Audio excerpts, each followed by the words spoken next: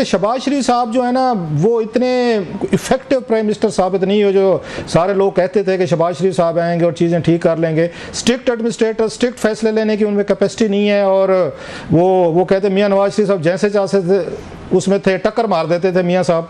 तो ये टक्कर, अब आप जैसा बंदा जो है जो इतना करीब से सबको जानते वो कहते हैं एग्जिस्ट नहीं करती हुकूमत, तो ये तो फिर शहबाज शरीफ साहब की हुकूमत की फेलियर है कि वो चीज़ों को कंट्रोल नहीं कर पा रहे, कि आप भी उनको किसी उस स्कीम ऑफ थिंग्स में नहीं समझते कि ये कोई डिसीजन मेकर है, कोई हुकूमत है, कोई एग्जीक्यूटिव है, कोई बॉस है। तो मतलब शहबाज शरीफ साहब नाकाम हुए हैं फिर।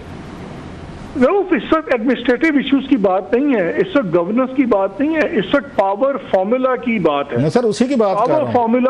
पावर फॉर्मूला वाला उनका वजन ही नहीं है। आप शहबाज शरीफ को छोड़ें, आपने नवाज शरीफ साहब का कोई लफ्ज सुना आपने पिछले 1.5-2 माह में? कहीं खामोशी के सिवा। कल मरियम नवाज साहिबा ने तो बहुत बोली है सर, मरियम नवाज साहिबा तो बहुत सख्त बोली है 2-3 दिन पहले। वो क्यों बोली है? वो इसलिए बोली है कि 8-5 के फैसले का फिक्र नहीं है किसी को। 8-5 के फैसले से क्या हो गया, चले और मेंबर आ जाएंगे, वो और शोर डाल लें पीटीआई के, उससे पावर इक्वेशन डिस्टर्ब नहीं होती। पावर डिस्टर्ब होती है ट्रिब्यूनल्स अगर ये चले और ट्रिब्यूनल्स ने अगर फैसले किए तो इन सबकी सीटों का नहीं पता आपको कि फ्यूचर में क्या होगा, मियाँ साहब की सीट का क्या होगा, मरियम का क्या होगा, बाकियों का क्या होगा। उनको फिक्र ये है कि सुप्रीम कोर्ट ने अगर ट्रिब्यूनल्स वाला फैसला इम्पोज कर दिया और इलेक्शन कमीशन जो भी रेजिस्ट कर रहा है और अगर उसको उन्होंने इलेक्शन कमीशन को भी रगड़ दिया तो फिर क्या होगा, पूरी पावर स्ट्रक्चर चेंज हो जाती है। रऊफ, इस वक्त पूरा पावर स्ट्रक्चर को जो थ्रेट है वो इमरान खान से नहीं है, वो किसी और से नहीं है, वो उनको इन 9 ट्रिब्यूनल से है। इस्लामाबाद वाला ट्रिब्यूनल तारिक जहांगीरी साहब का, उस पर इनकी 3 सीटें इस्लामाबाद की, लाहौर की सारी सीटें, पंजाब जो असल पावर बेस है वहाँ की सारी सीटों का फैसला करना है उन ट्रिब्यूनल्स ने। ये जो है ना 9 लोग ये इस तक नजर आ रहे हैं गवर्नमेंट को, इसलिए सारा प्रेशर चल रहा है।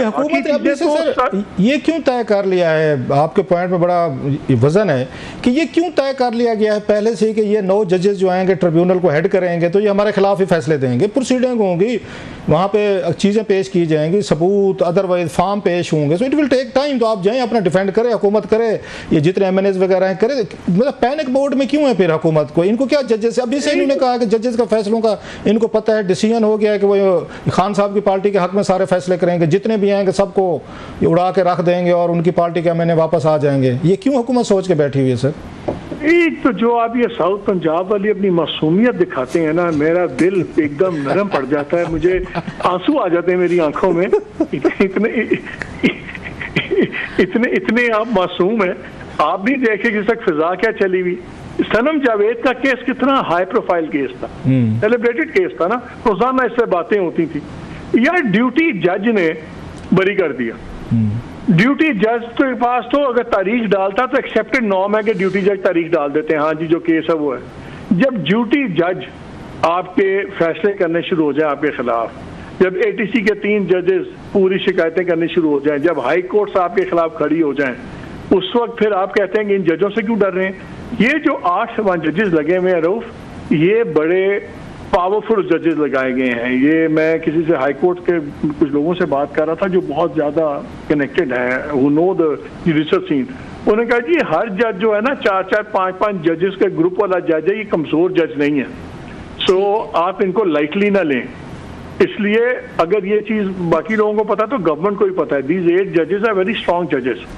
और जो फिजा बनी हुई है इस वक्त तो हवा, क्योंकि कॉन्सेंट्रेशन है, तो इस वक्त तो वो जो फॉर्मूला अंग्रेजी में होता है an enemy is my friend, तो वो फैसला जब सुनाते हैं वो मैसेजिंग करते हैं कहीं और फैसले का बेनिफिशियरी हो जाता है PTI। इसलिए मैंने कहा है कि अगर ये निज़ाम चलना है, अगर पॉइंट ऑफ नो रिटर्न से वापस आना है, फौज को जुडिशरी से अपना कॉन्फ्लिक्ट खत्म करना होगा। नहीं, कन्फ्लिक्ट खत्म करने का तो मकसद ये फिर वही है जो आप बता रहे हैं कि खान साहब को वो वापस लें और खान साहब को ये पावर दी जाए, क्योंकि उनका पे फौज की तरफ से ये इतराज आता है कि सारा रिलीफ जो है 9 मई के जी जुडिशरी का कॉन्फ्लिक्ट का खान साहब से कोई ताल्लुक नहीं है। ये जुडिशरी का कॉन्फ्लिक्ट है जो बहुत चीजें हुई हैं, जब घरों में कैमरे लगेंगे, दूसरी चीजें होंगी तो रिएक्शन और आएगा। आपको वहां पे रीसेट बनाना है। वो एक जज साहब थे, वो वन ऑफ द 6 जजेस, उन्होंने बड़ी मजेदार बात की। 2-4 दिन पहले उनसे मुलाकात हुई, उन्होंने बड़ी मजेदार बात की। उन्होंने कहा यार देखें, हम भी पाकिस्तान में रहते हैं, निज़ाम में एक दूसरे को अकोमोडेट करना पड़ता है। 2 बातें मान ली, 2 ना मानी, दोनों ने ना मानी, तो वो सिस्टम चलता था और होता है, पूरी दुनिया में होता है। लेकिन जब आपके ख़ानदानों के लोग, अगर ख़ानदान का कोई बंदा उठाया जाए या आपके घरों में कैमरे लगे, तो फिर चीज़ें और हो जाती हैं। रेड लाइंस क्रॉस हुई हैं ओवर जेलस लोगों ने दोनों तरफ से। जिस तरह पीटीआई ने बहुत रेड लाइंस क्रॉस की हैं, उसी तरह फौज ने भी रेड लाइंस क्रॉस की हैं, उसी तरह जुडिशरी ने मेरी रिएक्शन में रेड लाइंस क्रॉस की हैं। सबसे पहले इक्वेशन सेट होनी जरूरी है, रीसेट का बटन जब तक नहीं, वो ये कहते हैं सर, नहीं बजेगा। वो ये कहते हैं कि ये फौज की तरफ से हमेशा ये बयान दिया जाता है, उनके DGISPR भी कहते हैं कि ऐसा काम तो हमारे साथ जिंदगी में नहीं हुआ। 9 मई पे हम पे हमले किए गए, हम पे अटैक्स किए गए, तो रेड लाइंस उनके ख्याल में ये उनका आप बिल्कुल ठीक कहते हैं। वो कहते हैं 9 मई और उसके वो समझते हैं दीवार जो बनी है रास्ते में, वो तो जुडिशरी बनी है, उन्होंने रिलीफ दिया है 9 मई के जितने भी उसमें लोग थे। मैं बिल्कुल इससे एग्री करता हूँ। 9 मई जैसा बड़ा ही कंडेमेबल वो चीज़ है। जिसने वायलेंस किया है उसको रगड़ा पड़ना चाहिए। अब गवर्नमेंट को क्या चाहिए? गवर्नमेंट को चाहिए अटॉर्नी जनरल साहब जाएं, वो 3 मेंबर जो कमेटी बैठी हुई जजेस की, उसको जाके कहेंगे 9 मई वाली जो आपने सुप्रीम कोर्ट ने बेंच बनाया, फिर तारिक साहब रिटायर हो गए, उन्होंने बेंच तोड़ दिया, आखिरी में रिक्यूज कर लिया अपने आप को। आप रोजाना 8-8 घंटे के मुकदमे दूसरे सुनते हैं, हर बात आगे 9 मई पे रुकती है। सुप्रीम कोर्ट बैठे उस केस का फैसला करे। आपने जिधर भी फैसला करना है, आप कहते हैं कि मिलिट्री कोर्ट सुनेंगी या नहीं सुनेंगी, ताकि जिसने भी उसके अगेंस्ट अपील करनी है करे।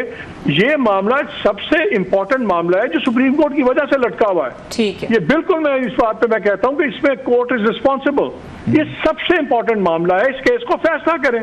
बेंच पहले बनता है तो फिर वो 6-6 महीने नहीं मिल रहा, फिर टूट जाता है, फिर उसके बाद किसी को नहीं पता। पूरा मुल्क 9 मई पे लटका हुआ है, और फौज 9 मई पे रो रही है, गवर्नमेंट 9 मई पे रो रही है। इवन पीटीआई भी कहती है कि जी 9 मई का फैसले करें, हमारे पे नाजायज हो रहा है, और एक सुप्रीम कोर्ट है उसका बेंच बना के फैसला नहीं कर रही। बिल्कुल ये सुप्रीम कोर्ट रिस्पॉन्सिबल। साहब, जस्टिस अतर मिनल्ला ने न्यूयॉर्क बार में खिताब किया है और उन्होंने जो अपनी सुप्रीम कोर्ट है उसकी माजी के फैसलों को चार्जशीट कर दिया। How do you see that? Athar Minallah साहब ने बड़ी एक लंबी गुफ्तगू की, 1.5 घंटे की तकरीबन मैंने वो सुनी है। तो बल्कि हमारी वो साथ वो इंटर्नी है महर खान, तो उनके भी मैंने जिम्मे लगाया कि आप मुझे कोई पॉइंट्स बना के दें। महर ने भी बड़े अच्छे पॉइंट्स बनाए थे, खुद भी मैंने सुनी है, बल्कि जिम में था तो जिम में मैं वहाँ पे खड़े खड़े इसको सुनता रहा हूँ मैं सारा। अब उन्होंने 1.5 घंटे गुफ्तगू की है। इनकी गुफ्तगू पे ये मैं आज जी के साथ कह रहा हूँ, उन पर 1.5 घंटे की गुफ्तगू हो सकती है जो उन्होंने पॉइंट्स उठाए हैं वहाँ पे, मतलब इक्वली कोई 1.5 घंटा उस पर गुफ्तगू हो सकती है। तो लेकिन टाइम नहीं है साहब, हमने 5-6 मिनट में सम अप करना है, और भी टॉपिक बड़ा अहम है हमारे पास अगले सेगमेंट में। 2-4 चीज़ों का उन्होंने अहाता कि मैं उन्हीं को टच करूँगा। एक तो वो कहते हैं ना, वक्त या तारीख जो है ना अपना फैसला करती है कि फ़लाँ इंस्टीट्यूशन ने, फ़लाँ जज ने, किसी जर्नल ने या किसी प्राइम मिनिस्टर ने या किसी ने भी जो लाइफ में जो भी फैसले किए होते, वक्त फैसला करता है कि वो ठीक था या गलत था।